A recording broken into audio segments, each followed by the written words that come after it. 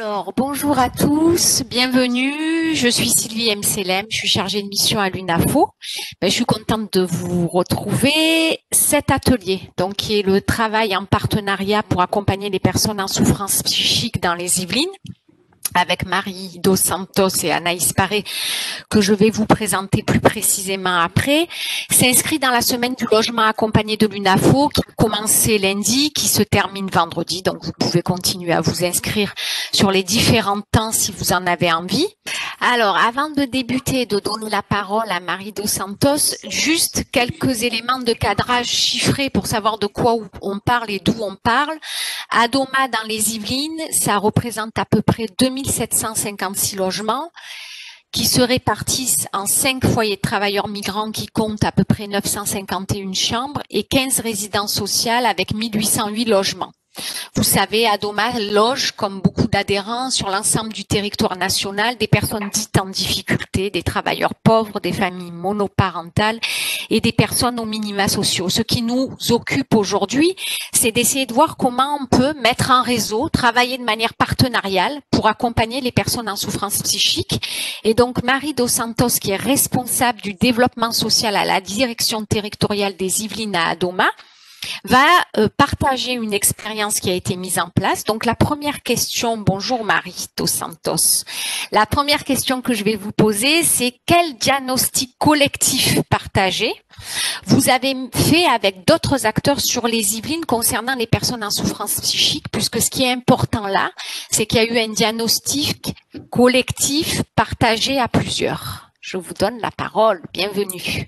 Merci, bonjour à tous. Donc effectivement, dans les Yvelines, il y a eu un diagnostic partagé qui a découlé du PDLHPD, donc le plan départemental d'action pour le logement et l'hébergement des personnes défavorisées, le plan 2017-2022, dans l'axe accompagnement des publics spécifiques.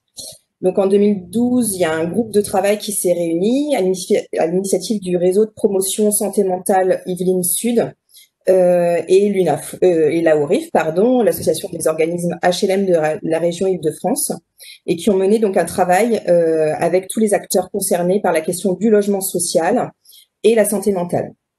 L'objectif étant d'apprendre à mieux se connaître déjà et à développer collectivement des outils opérationnels et complémentaires sur le territoire. Donc, les différents acteurs ont fait le constat des difficultés rencontrées, d'un côté par les professionnels des services de psychiatrie, pour les personnes qui présentent des troubles relevant de la santé mentale, accéder au logement et se maintenir dans le logement, c'est un peu le parcours du combattant et très compliqué. Et puis, on sait bien que c'est le facteur essentiel pour l'accès aux soins et à la stabilisation du soin. Et de l'autre côté, pour les bailleurs sociaux et le logement accompagné, souvent, nous sommes démunis face à ces personnes qui représentent des troubles psychiques. Du coup, l'objectif premier de cette démarche globale était de favoriser l'accès et le maintien dans le logement des personnes souffrant de troubles psychiques, par un meilleur accès aux soins, mais aussi par un meilleur accès à l'accompagnement social. Du coup, la démarche, elle s'est initiée durant 3 ans. Et ça a permis de développer pas mal d'outils sur et des pratiques, des échanges de pratiques complémentaires. Oui, donc peut-être préciser qu'avec Adoma, quel type d'autres bailleurs sociaux étaient avec vous dans les Yvelines? Pour qu'on ait une idée un peu justement du partenariat à la fois avec le secteur psy, mais entre bailleurs sociaux ou très sociaux. Alors, les plus représentatifs, Résidence Sylvie Nesson, Millennium Vie Habitat, Versailles Habitat, CDC Habitat Social, et après maintenant il y a Séquence, enfin voilà, les gros bailleurs. En fait, comme c'est vraiment une problématique commune à tous, on s'est tous fédérés sur cette problématique et tous regroupés. Okay. Autour de ce diagnostic pour établir tous ces points communs qu'on avait et les difficultés qu'on avait tous. Donc, face à la difficulté de faire accéder et maintenir ces personnes en souffrance psychique, peu importe finalement logement accompagné ou bailleurs sociaux, quelles actions opérationnelles principales ont découlé de ce diagnostic? Même si nous, on va peut-être davantage se centrer sur l'une d'entre elles. Ouais. Alors, ça a démarré par une équipe de liaison qui a fait des intervisions avec les professionnels, donc les médecins, deux médecins psychiatres du réseau de promotion santé mentale Yvelines Sud. Et ça s'est beaucoup développé au sud des Yvelines dans un premier temps. Donc, et qui ont mis en lien donc les conseillères sociales, et ça s'est ouvert progressivement aussi aux gardiens d'immeubles. Je vais dire conseillère sociale, même si sur Adoma on parle de responsables insertion sociaux, mais voilà, on est sur des profils quand même assez similaires, on va dire, dans le logement social. Donc voilà, des interventions pour échanger sur ces cas complexes et ces difficultés et les pratiques mises en place. Donc ça, c'est la première chose et action qui perdure. Elle est en place depuis 2014 et vraiment, c'est quelque chose qui est très intéressant. Enfin, tout est très intéressant. Et bien sûr, on n'en doute pas. Après, il y a eu l'organisation d'un colloque sur le thème de la santé mentale qui a regroupé 140 professionnels et de tout, enfin voilà, les bailleurs sociaux, les professionnels de soins, les associations d'accompagnement médico-social et social, des collectivités aussi, l'État et les mandataires judiciaires. Donc ça, pour échanger, pour déjà partager cette envie collective d'avancer sur ce sujet et de voir quelles solutions apporter. Du coup, ce qui a découlé de ce colloque, c'est la signature d'une charte santé mentale et logement. Donc c'est la seule qui existe en France. Donc c'est les bailleurs d'un côté et le sanitaire de l'autre et l'État. Donc l'objectif, c'est de favoriser l'accès au logement des personnes soignées et le maintien des logements des personnes souffrant de troubles psychiques, par un meilleur accès aux soins et à l'accompagnement social. Donc, il a été identifié des référents, en fait, des référents de cette charte, et des côtés bailleurs et du côté sanitaire. Ce qui fait que chacun peut se mettre en lien, et si on a un souci au niveau bailleur sur un résident ou sur un locataire, on sait qui contacter. On a notre identifiant. Après, on agit toujours sur le secret partagé. J'ai un mauvais retour, mais ça va aller mieux. Ouais. Et puis le quatrième axe, ça a été, ou le cinquième, je ne sais plus, c'est pas grave, la parution d'un guide santé mentale et logement qui est un annuaire à destination de l'ensemble des professionnels des Yvelines et pour faciliter les interconnaissances et faciliter le travail en réseau et au quotidien. Et la dernière action qui va plus nous intéresser après, c'est la création d'un outil et la mise en place directement auprès des résidents en souffrance psychique et des locataires de l'équipe mobile Passerelle. Donc, qui est une équipe mobile pluridisciplinaire, sanitaire et sociale. Alors, par rapport à ces actions opérationnelles, donc on a fait le choix davantage zoomer sur cette équipe mobile. Une petite rectification quand même. Il y a sur d'autres territoires depuis très longtemps, je pense à la communauté d'agglomération de Lyon, la métro, c'est une charte santé mentale, logement et personnes en souffrance psychique qui décrit à peu près la même chose que vous avez fait dans les Yvelines et qui permet justement l'identification de référents du côté psy et du côté logements sociaux. Donc, peut-être, puisqu'on prend un petit peu plus de temps sur cette équipe mobile Passerelle, nous en expliquer ses missions et peut-être aussi son financement interbailleur et ses modalités d'intervention. Ok. Donc, le dispositif, il a été mis en place et il fonctionne depuis mars 2016. Donc, l'équipe mobile Passerelle est née d'un partenariat entre les résidences Yvelines Essonne, le réseau promotion santé mentale Sud-Yvelines et l'association de l'œuvre Falleret. Pour favoriser donc le maintien et le bien-être des personnes en difficulté psychique dans leur logement. Donc les résidences Yvelines Essonne, ils ont répondu avec les œuvres Falleret et le RPSM à l'appel à projet 10 000 logements accompagnés. Ils ont été retenus et donc c'est comme ça que c'est parti. Donc il s'agit d'une équipe qui intervient auprès des locataires en souffrance de troubles psychiques dans le maintien dans le logement, dont le maintien dans le logement est menacé. L'objectif est de créer une passerelle entre les ménages, le bailleur et le service de soins et les dispositifs d'aide sociale existants sur le territoire. Donc, il s'agit d'une équipe sur le secteur sud, il va y avoir une infirmière, une psychologue à 0,6 ETP, et sur le secteur nord, une psychologue et une infirmière. Et il y a une équipe donc sociale, des conseillères en économie sociale et familiale, une éducatrice spécialisée et de la coordination. Le territoire qui est concerné sur les Yvelines maintenant, c'est les deux depuis septembre, depuis le 15 septembre, ça s'est développé sur le nord Yvelines, Donc, l'ensemble du territoire est concerné par cette action. Au niveau du financement, donc, il y a une partie AVDL Ordalo, donc depuis janvier 2020 et qui est conventionnée pour 2 ans. Après, il y a toujours ce financement 10 000 logements accompagnés jusqu'en février 2022, plus la contribution des bailleurs. Donc, on est 5 bailleurs sur les Yvelines à financer l'action de l'équipe mobile passerelle. Après, il y a une subvention aussi politique de la ville, une subvention ARS au titre de la coopérative d'acteurs. Il y a des mises à disposition aussi à titre gratuit sur le Sud-Yvelines du personnel sanitaire par le CPT 78. Voilà, mais en sachant que aucun de ces financements n'est pérenne et que on est constamment à la recherche de nouveaux financeurs pour que l'action perdure. Peut-être pour que ça prenne un peu cher ou que ça parle davantage et que ce soit incarné, de manière très concrète, comment vous, un intervenant, peu importe le nom, CESF, intervenant social, responsable de résidence du logement accompagné chez Adoma, peut finalement mobiliser cette équipe mobile passerelle? À quel moment, face à quelle situation et quelle réponse il obtient? Donc, la demande d'intervention, elle est effectuée en premier lieu par les conseillères sociales ou les responsables d'insertion sociaux, qui ont les informations remontées soit par les gardiens, soit par les voisins, par les partenaires de secteur aussi, les partenaires de proximité, toute personne qui fait remonter des situations complexes sur une résidence, un site, un secteur. La situation, elle est présentée en comité de suivi dans une commission qui a lieu à peu près tous les 2 mois avec l'équipe mobile passerelle. En amont, bien sûr, la personne, l'agent de proximité, donc la conseillère sociale ou la responsable d'insertion sociale sera allé en premier contact auprès de la personne pour recueillir aussi son accord en disant voilà, on s'inquiète pour vous. Il y a l'air d'avoir un souci. Est-ce que vous accepteriez qu'on vous fasse rencontrer quelqu'un? Généralement, il y a très peu de refus à ce stade-là.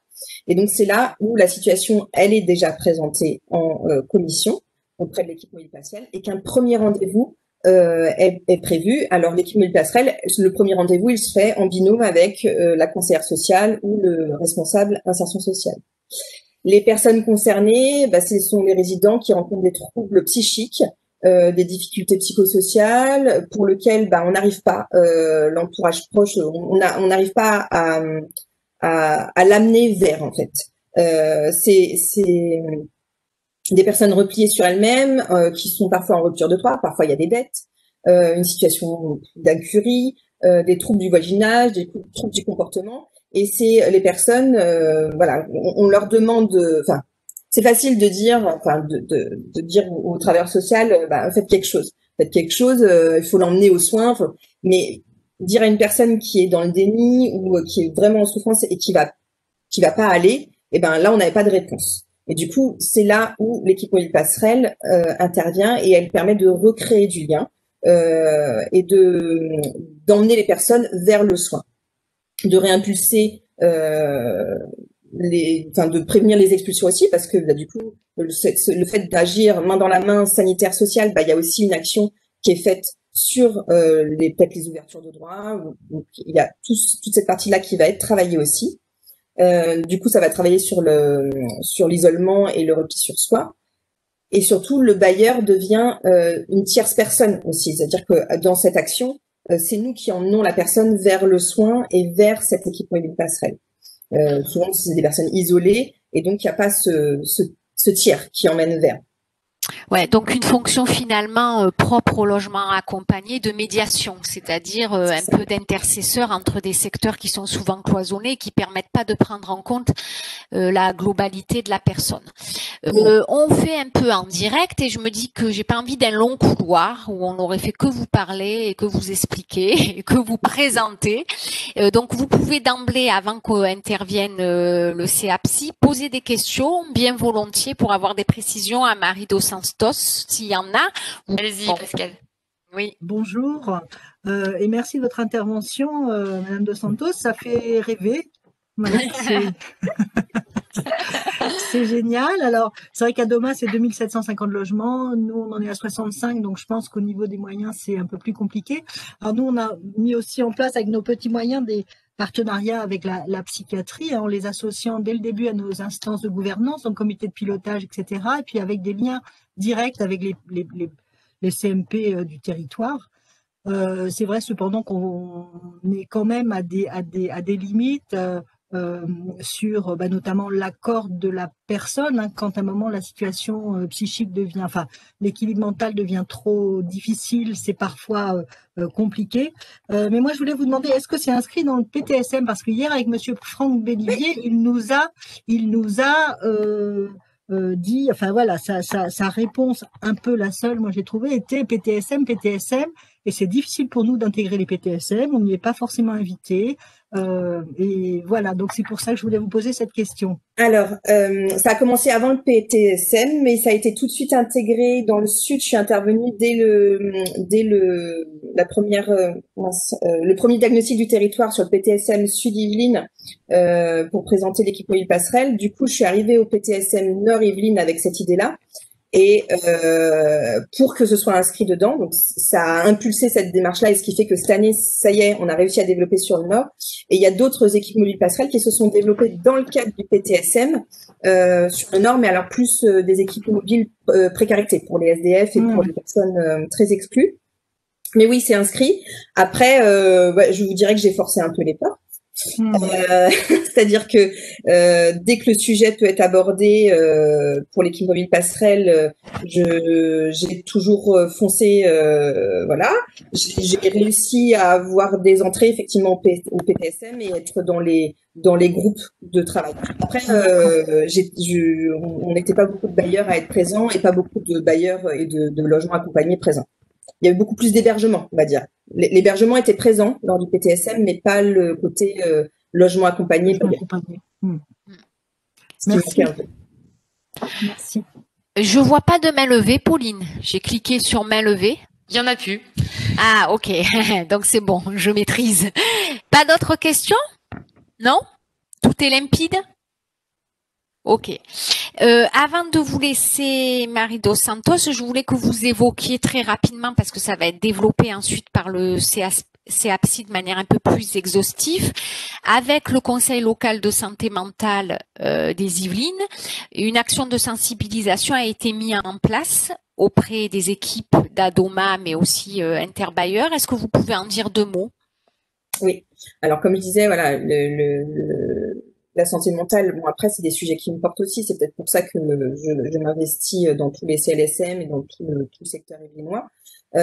Donc, je travaille avec tous les CLSM qui sont présents et beaucoup nous ouvrent la porte des formations. Là, on est en plein dans les formations au premier secours en santé mentale, donc aussi bien sur Sartrouville que l'Institut de promotion pour la santé nous propose des formations aux collaborateurs de proximité pour être formés en ce sens. Et puis le CLSM, avec le CLSM de la Verrière, effectivement, on a travaillé ensemble pour cette formation CAPSI. Donc, il y a 2 collaborateurs d'Adoma qui ont pu y participer.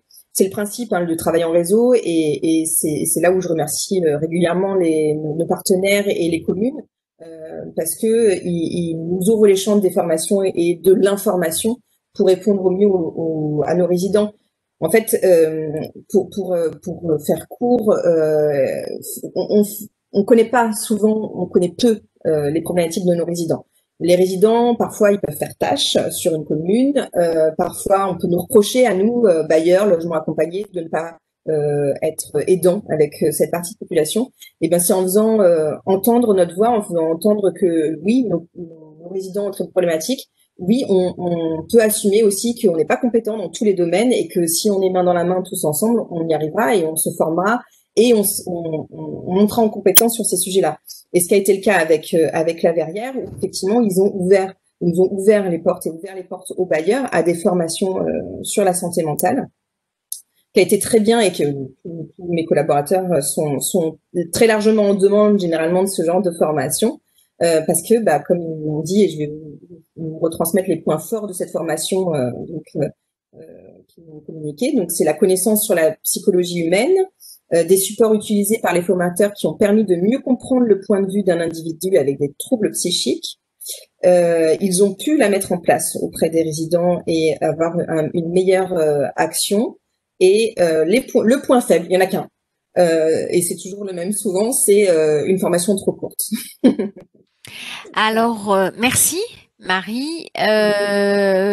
Peut-être dire qu'on a voulu mettre en avant effectivement, mais vous le savez, les lieux où il y a la possibilité d'œuvrer ensemble. Et c'est vrai que sur d'autres territoires, pas que les Yvelines, avec d'autres expériences, on sait que le Conseil local de santé mentale, quand on arrive à y rentrer, il peut se passer des choses puisqu'après on peut interférer sur les préconisations et avoir par exemple la possibilité de financement pour des formations. Donc c'est aussi peut-être l'idée aujourd'hui de dire ben voilà, il y a, comme vous dites, ça fait peut-être rêver, mais c'est pas impossible en essayant d'entrer ou de collaborer dans des lieux existants où la problématique du logement accompagné, du logement social peut être intégrée, comme dans le conseil local de santé mentale.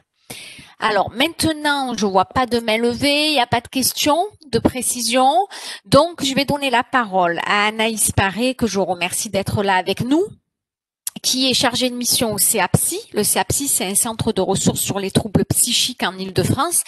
Et pour que vous partiez, pour ceux qui connaissaient pas, peut-être que beaucoup d'entre vous connaissent, je lui ai demandé de présenter un peu le CEAPSI et les CREPSI. Ils sont pas deux partout dans toutes les régions, mais il y a certaines CREPSI dans certaines régions, en lui demandant, Anaïs, si vous pouvez nous donner les missions, les présenter, les missions du CEAPSI et du CREPSI, vos outils et vos modalités d'intervention. Du coup, nous sommes le CEAPSI Île-de-France pour recontextualiser. Avant les années 2013, il y a eu le rapport qui a parlé des réponses accompagnées pour toutes, l'idée un peu de parcours dans l'accompagnement à la fois médical ou social.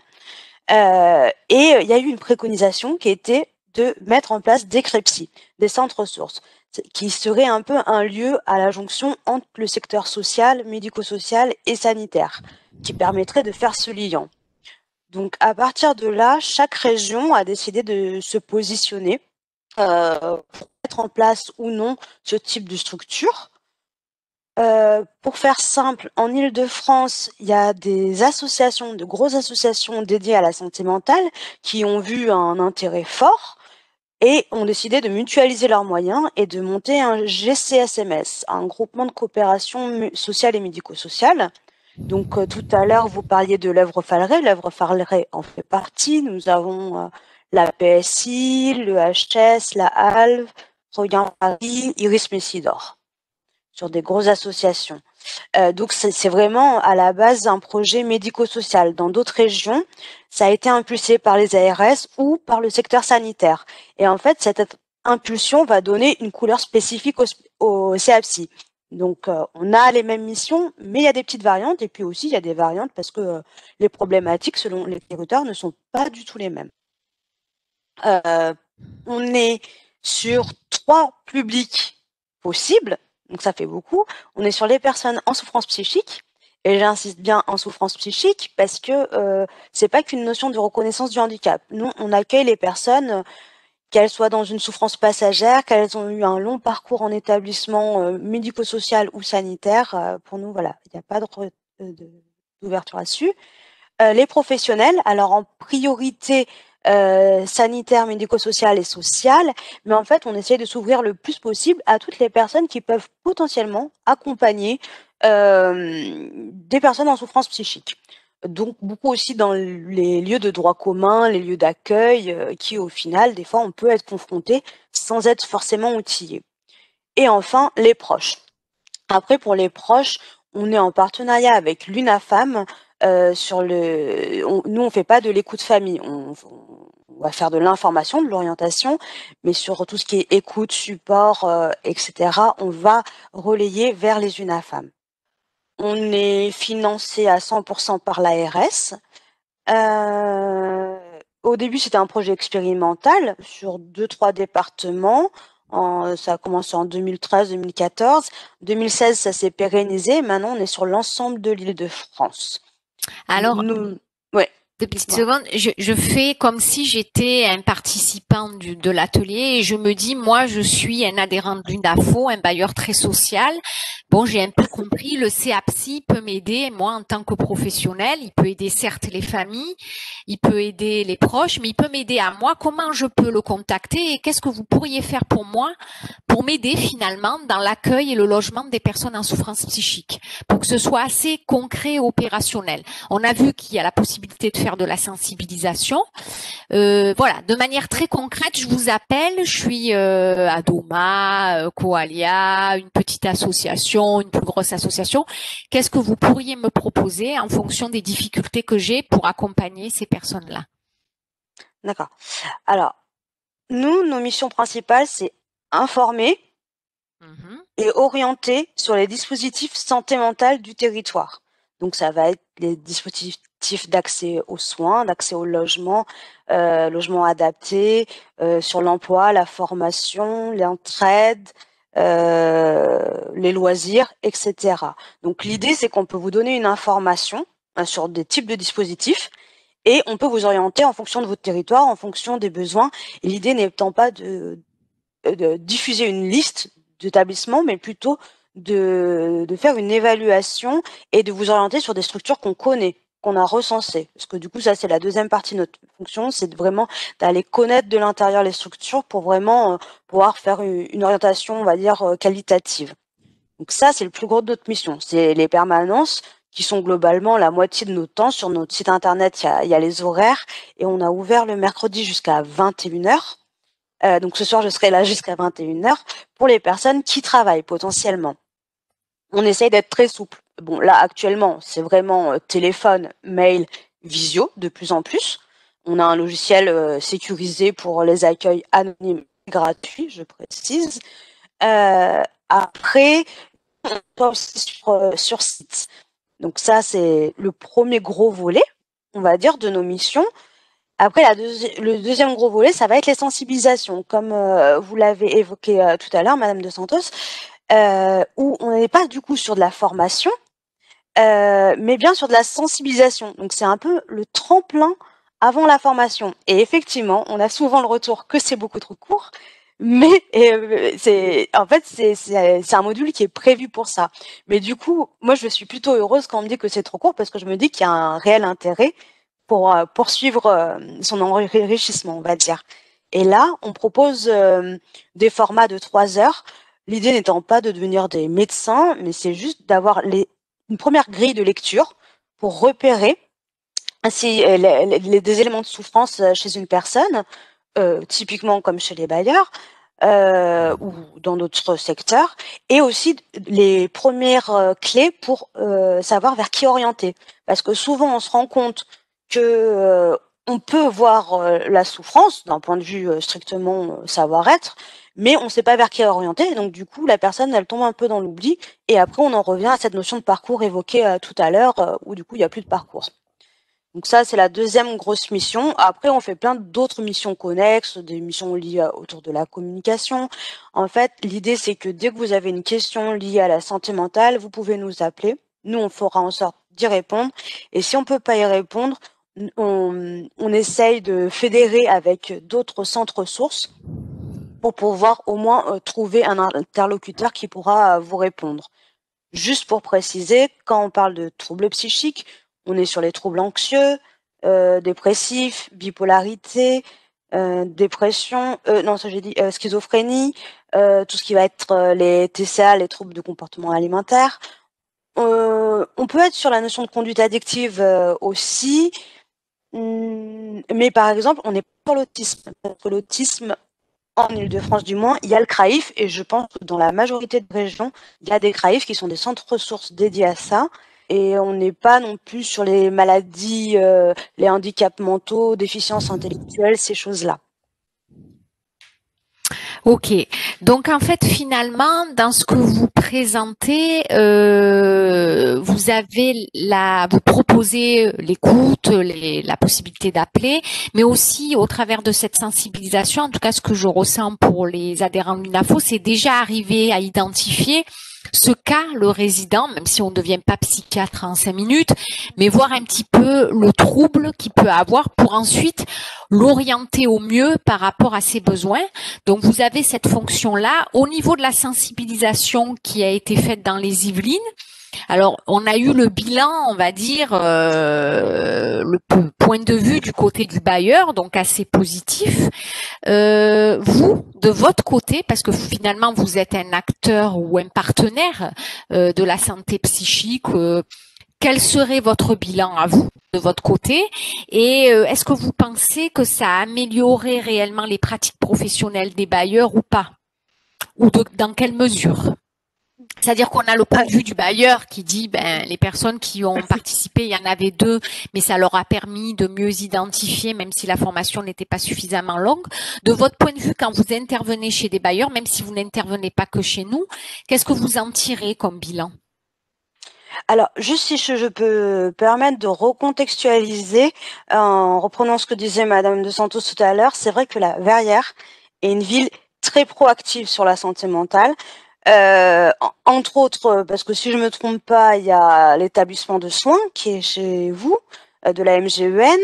Madame Latouche au CLSM est quelqu'un de très proactif, qui connaissait par ailleurs sur d'autres projets notre directrice. Donc il y a aussi ça, expliquer que comme nous on peut pas être de partout sur tout le territoire parce qu'on est une équipe de 5, hein, c'est aussi de se dire que les projets de sensibilisation ils naissent pas de n'importe où. Voilà, il y a toujours un passif, une connaissance du territoire où après on peut être amené à aller travailler. Là, ce qui était plutôt enrichissant pour nous aussi au CAPSI dans le cadre de cette action, c'est qu'on avait décidé de faire une action co-animée avec d'usagers en santé mentale. Donc c'était des résidents d'un foyer d'hébergement de Saint-Cyr-l'École, il me semble. Et l'idée, c'était un peu un double objectif, à la fois de déstigmatiser la santé mentale auprès des gardiens et à la fois permettre aux résidents de comprendre les rouages et du parc social et aussi vos impératifs et ces choses-là, on va dire. Donc je pense que ça a été vraiment enrichissant pour les 2 parties de ce fait. Les résidents qui ont co-animé aussi, ça a été aussi une, comment dire, par rapport à l'estime, à la valorisation, quelque chose de très positif, qui nous ressollicite sur d'autres choses, nous, par ailleurs.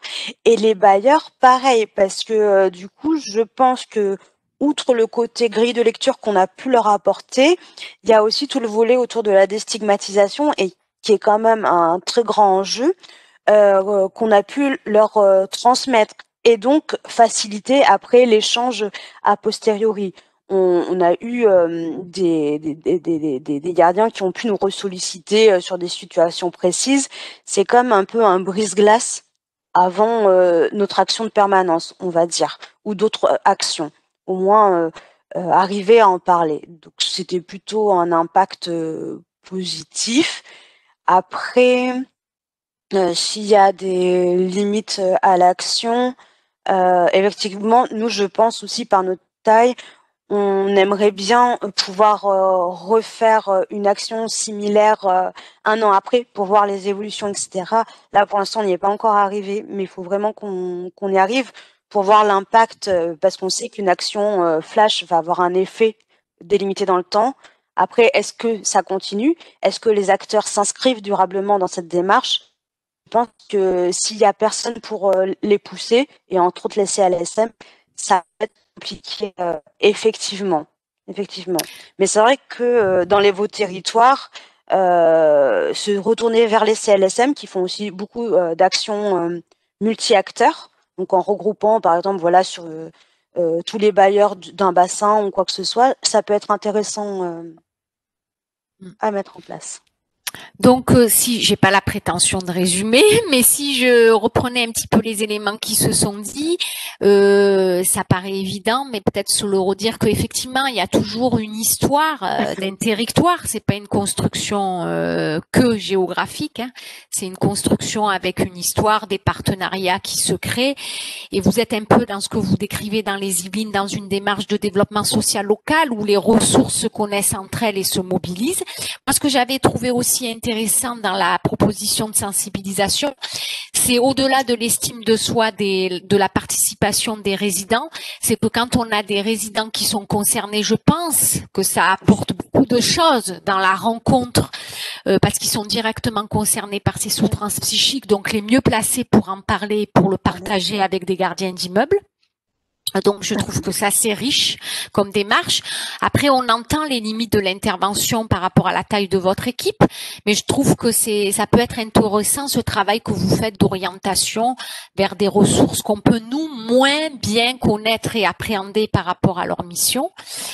Voilà, l'idée un peu de cet atelier, je pense pas que vous découvrez des choses magnifiques, mais ça permettait de mettre en avant qu'il y a possibilité d'agir sur les territoires par rapport à cette question, non pas en se substituant à ce qu'on sait pas faire, c'est-à-dire on n'est pas psychiatre et psychanalyste et on n'est pas en charge d'un CMP, mais en tentant de mobiliser ses partenaires et ses ressources et en essayant d'entrer dans ces lieux stratégiques parce que vraiment le CLSM, une fois qu'on y est rentré, c'est pas une baguette magique, mais ça permet de créer des partenariats, de débloquer des financements possibles pour des actions et de se mettre dans une dynamique de territoire, au-delà de la thématique du logement. Oui, c'était ça. Si vous avez des centres ressources dans vos régions respectives, on peut être un outil instrumentalisé pour vous faire mettre en lien avec le CLSM, avec les PTSM, parce qu'effectivement hier je suivais aussi l'intervention de Monsieur Bellivier. Quand on peut, comment dire, quand on connaît pas les personnes ou quoi que ce soit, nous on est là aussi pour ça. On est là pour faire du lien, on est là pour faire de la coordination. On est un outil du réseau. Ok. Ma collègue me dit qu'il y a 2 petites mains levées que moi je vois pas. Je vois main levée, mais je vois pas qui les lève les mains. Ok. Alors, il y a Pascal Carlier qui veut prendre la parole et puis ensuite Pascal Pichard. Oui, bonjour. Moi, je suis présenté vite fait quand même. Je suis directeur d'une résidence accueil et d'un SAMSA à Dieppe. Donc, c'est pas le même territoire. Et du coup, ça fait écho à plein de choses qu'on veut mettre en place. Par contre, dans le cadre du PTSM, parce que nous, on l'a intégré de façon très constructive, puisqu'on fait partie des pilotes du coup du PTSM du territoire. Et dedans, justement, ce qui est prévu, c'est de monter une plateforme qui sera en partie ce que vous semblez faire assez APSI. Donc sûrement que je reviendrai vers vous à un moment donné pour, voilà, pour revoir votre expérience déjà par rapport à ce qui sera financé sur notre territoire. Nous, au niveau de l'asso, on fait de la sensibilisation auprès des publics, mais avec des professionnels de terrain, hein, éducateurs, et infirmières, en lien avec le CMP, l'hôpital de jour, en fait, qui nous prête, entre guillemets, une infirmière selon voilà les, les interventions qu'on fait. Et ça va faire partie du PTSM aussi, les actions de sensibilisation, ainsi que les premiers secours en santé mentale, dont les ARS, nous, vont former, vont financer 2 formateurs par an sur les 5 prochaines années quand même, pour que, et en échange, évidemment, les formateurs des structures qui sont formés devront faire, je sais plus, 4 formations sur le territoire. Donc, voilà, on voit bien que ça s'étaye, mais on voit bien aussi que selon les territoires, c'est pas du tout la même chose. Voilà. Nous, par exemple, les bailleurs ont été invités et, et ben ils ont décliné. C'est-à-dire que c'est pas que ils ont pas voulu, ils ont décliné. Voilà, au PTSM. Alors qu'on a même proposé d'être copilote, donc la personne qui est responsable, pour pas les citer, chez Sodinef, de tout ce qui est comment social, elle souhaitait vraiment y participer, mais le directeur général a dit que non. Donc voilà, on n'en sait pas plus. Hein. On n'a pas eu de, ils sont pas justifiés là-dessus. Bon voilà, on a trouvé que c'est dommage, effectivement. Et qu'est-ce qui motive ce refus? Vous avez pas une petite On idée? sait pas, non, on n'a pas de, on a demandé un petit peu, mais voilà, on n'a pas eu de retour, hormis que c'était non. Voilà. C'est Hormis un peu que, une fin de pardon? non-recevoir. Hormis que c'était non. Ah Voilà, ouais, alors d'accord. que la personne qui est responsable, elle est plutôt demandeuse, et elle avait déjà mis un préalable en disant, oh, oui, ça va être bien et tout. Et puis après, au dernier moment, elle a dit, bah non, je peux pas venir, hein, mon DG ne veut pas. Voilà. Ah, alors, si le DG veut pas. Voilà, c'est dommage et dommageable, hein, pour les Oui, personnes, je hein, trouve. à un moment donné. Voilà, alors que voilà, en plus ils ont on leur a proposé quand même de faire de la sensibilisation, hein, parce qu'ils ont une image des personnes en situation de handicap psychique qui est quand même très négative, voilà, avec de la peur, de l'appréhension, et puis de l'incompréhension, hein, notamment quand il y a de l'incurie, voilà, c'est inacceptable à chaque fois. Et voilà, ils veulent rien entendre d'autre que il faut on les aide à ce que ça soit propre chez eux, comme chez tout le monde, hein, avec des choses un peu spéciales de type, oui, vous vous rendez compte, les cendriers sont pleins à craquer. Oui, bon, c'est pas très grave. Enfin, en tout cas, de notre point de vue, nous, on se dit s'il y a plus que ça, c'est rien. Voilà. Mais bon, voilà, c'est vraiment, on voit bien que on est sur quelque chose où c'est un peu, on est sur du changement des mentalités. Et ça, on sait tous que voilà, ça va pas se faire en 5 minutes. Et nous, avec l'équipe, à chaque fois qu'il y a eu des interventions de sensibilisation, on en a fait quelques-unes, et notamment avec la police nationale, où les gens étaient, enfin ceux qui sont venus à cette sensibilisation avaient très envie de le faire. Voilà, après, qu'est-ce que ça va donner concrètement sur le terrain, on n'en sait rien.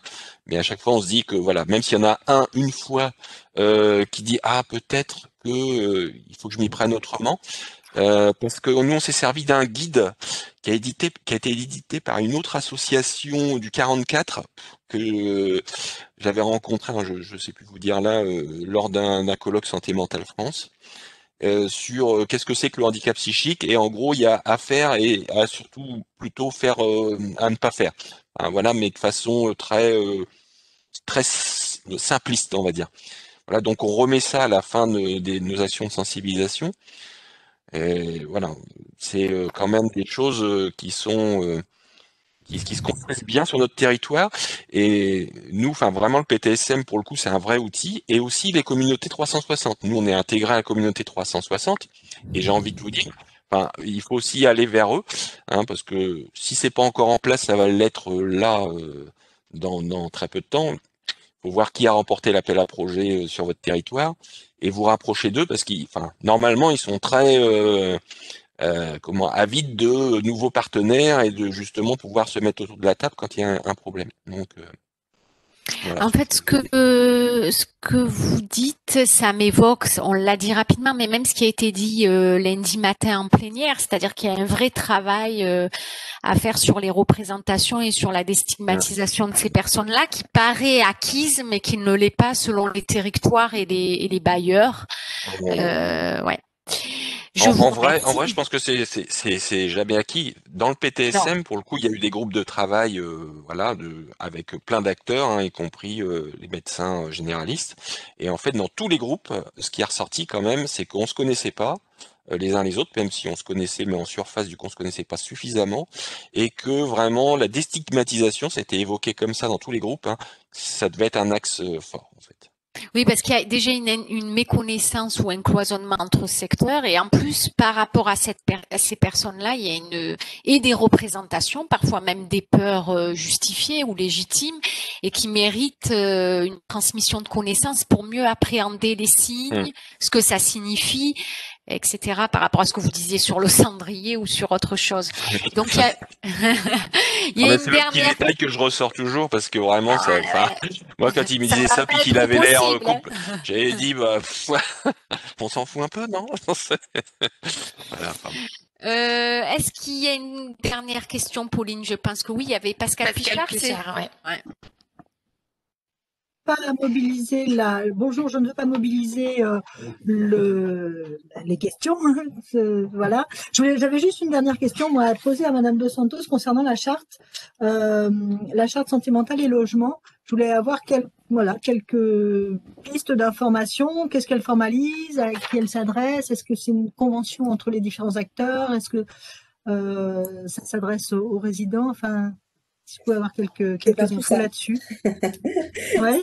Alors, en fait, d'un côté, donc il y a bien un représentant par bailleur, il y a un représentant par secteur sanitaire, donc un représentant par CMP du territoire et des hôpitaux. En fait, il y a un protocole d'engagement qui est signé entre chaque partie au moment de l'entrée du résident ou du locataire dans le logement. Ce qui permet aussi de mobiliser le locataire et le résident sur son accompagnement dans le soin et dans le maintien. Voilà, ça formalise tout ça. Enfin, les trois acteurs sont mobilisés autour de la charte. Je vous dis juste pour info, sur le site internet de lunafo.org, je ne sais pas s'il est toujours mis, mais je pense que oui, on avait mis la charte très aboutie de la communauté de la métro de Lyon. Et donc, ça peut donner aussi une idée très concrète de ce qu'on peut mettre en œuvre sur un territoire. Et sur l'AORIF aussi, du coup, sur le site de l'AORIF, tout ce que je vous ai présenté sur les travaux qui ont été mis en place sont présentés aussi sur le site de l'AORIF. Alors, voilà. Et pour vous dire tout à l'heure, vous disiez on a de la chance sur les Yvelines, et effectivement, je rebondis aussi sur l'intervention précédente, c'est-à-dire que on a beaucoup de choses qui sont mobilisées sur les Yvelines, mais c'est effectivement peut-être l'hôpital qui est présent sur la Verrière, ou enfin, je ne sais pas pourquoi, mais sur le secteur sud-Yvelines, il y a beaucoup d'unités mobiles déjà qui étaient présentes. Le groupe ERIC, qui est une unité mobile qui se déplace en situation de crise auprès des personnes. L'EMSAPSI qui, elle, va intervenir et qui est une unité mobile, mais pour les personnes seniors. Donc voilà, cette dynamique, elle était déjà bien engagée sur les Yvelines. Alors, il y a une petite question par chat. C'est pour monsieur précédemment, je crois que c'était monsieur Carlier, j'ai vu votre nom, hein, pour je sais pas si vous oui, c'est ça, hein, je vous déforme pas le nom de famille, c'est une question où on vous demande mais qu'est-ce que c'est que le groupe 360 degrés? On nous avait fait le diagnostic, mais on vous avait pas fait le groupe 360 degrés. Donc on vous demande des explications là-dessus.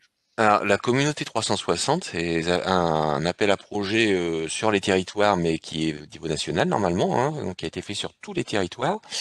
Et globalement, c'est de tous les établissements médico-sociaux, voilà, enfin, qui se réunissent. Alors, dans un premier, ça a été accéléré avec le Covid, c'est-à-dire c'était un appel à projet qui était prévu pour 2021.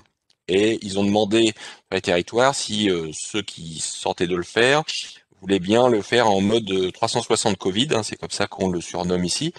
Voilà. Et en gros,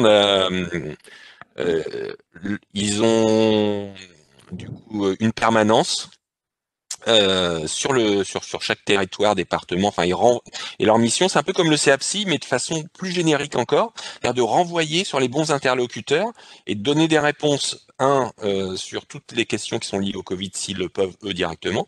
Sinon, ils renvoient sur les bons interlocuteurs.